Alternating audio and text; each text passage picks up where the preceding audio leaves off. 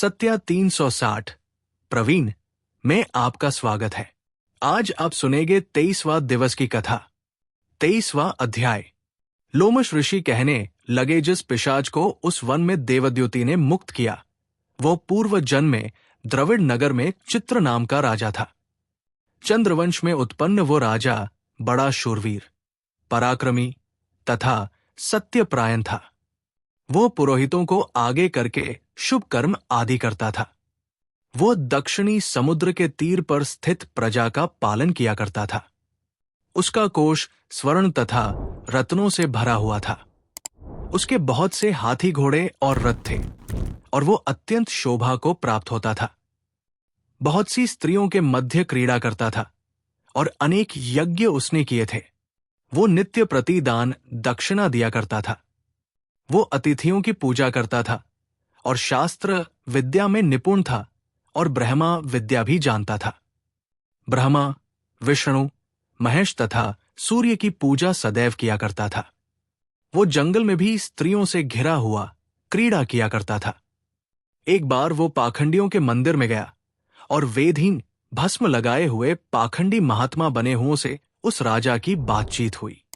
पाखंडियों ने कहा कि हे राजन, शैव धर्म की महिमा सुनो। इस धर्म के प्रभाव से मनुष्य संसार रूपी पाप को काटकर मुक्त हो जाता है। सब वर्णों में शैव मत ही मुक्ति का देने वाला है। शिव की आज्ञा के बिना दान, यज्ञ और तपों से कुछ नहीं बनता। शिव का सेवक होकर भस्म धारण करने, जटा रखने से ही मनुष्य मुक्त हो सकता है। जटा धारण करने तथा भस्म लेपन से ही मनुष्य शिव के समान होकर आनंद करता है। इसके बराबर कोई पुण्य नहीं है।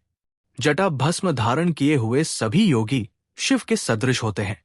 अंध, जड़, नपुंसक तथा मूर्ख सब जटा से ही पहचाने जाते हैं।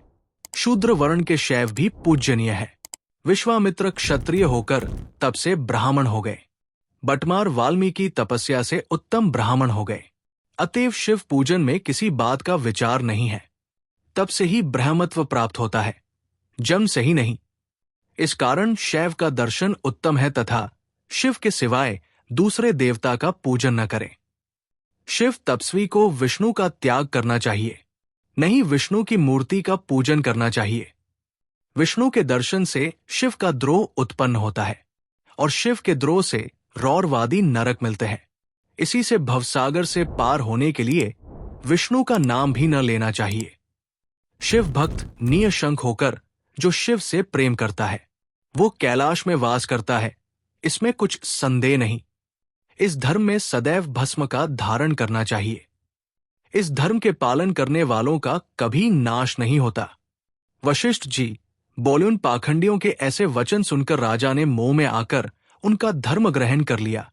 वह वैदिक धर्म को त्याग दिया। अब वो श्रुति स्मृति और ब्राह्मणों की निंदा करने लगा।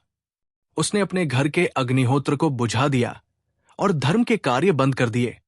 विष्णु की निंदा और वैष्णवों से द्वेष करने लगा और बोला, कहाँ है विष्णु? कहाँ देखा जाता है? कहाँ रहता है? किसने देखा है? और जो लोग नारायण का भजन करते थे उनको दुख देता था। पाखंडियों का मत ग्रहण कर राजा वेद, वैदिक धर्म, व्रत, दान और दानियों को नहीं मानता था। अन्याय से दंड देता। वो कामी राजा सदा स्त्रियों के समूह में घिरा रहता और क्रोध से भरा रहता। गुरु तथा पुरोहितों के वचनों को नहीं मानता था। पाखंडियों पर विश्वास करता हुआ उनको गाव, हाथी, घोड़े और स्वर्ण आदि देता था। उनके सब कार्य करता, भस्म धारण करता और मस्तक पर जटा रखता था।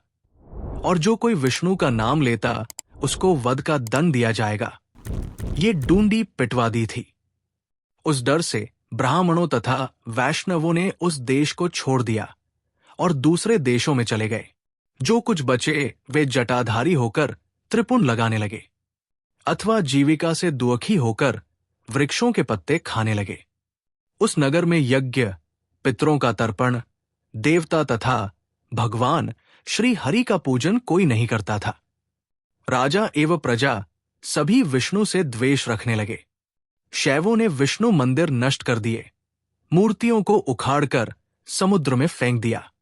इस प्रकार वह राजा और द्रविड़ देश के लोग निर्दयी, निष्ठुर तथा क्रूर हो गए। वहां पर न वर्षा होती और न गौएं बढ़ती। सारे देशवासी केवल नदी के जल से जीते थे। जीविका से दुखी होकर वृक्ष आदि नहीं लगाते थे, नहीं खेती करते थे। प्रजा अन्न के अभाव में गलासड़ा अन्न भी खा लेती थी। आचार विचार, अग्नि क्रिया को छोड़कर कालरूप की तरह वो राजा शासन करता था। कुछ काल पश्चात उस राजा की मृत्यु हो गई और वैदिक रीति से उसकी क्रिया भी नहीं की गई। वो यमदूतों से अनेक प्रकार के दुख उठाता हुआ कहीं लोहे के कीलों पर से चलना पड़ा, कहीं जलते अंगारों पर चलना पड़ा, जहां सूर्य अति तीव्र था और न कोई छाया का वृक्ष था।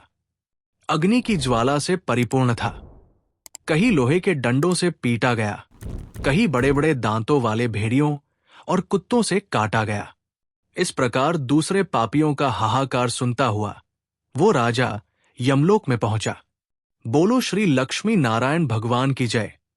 आज की कथा यहीं तक। जय Shri Radhe. Please subscribe my channel.